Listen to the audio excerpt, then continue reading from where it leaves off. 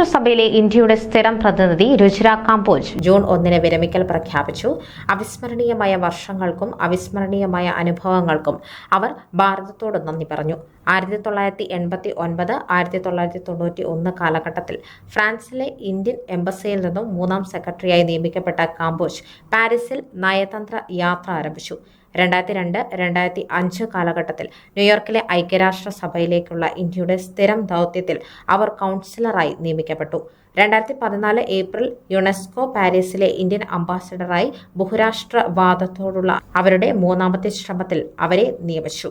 എന്നിരുന്നാലും 2014 മെയ് മാസത്തിൽ പ്രധാനമന്ത്രി നരേന്ദ്രമോദിയുടെ സത്യപ്രതിജ്ഞാ ചടങ്ങ് നയിക്കാൻ പ്രത്യേക നിയമനത്തിൽ വിദേശകാര്യ മന്ത്രാലയം അവരെ വിളിച്ചിരുന്നു.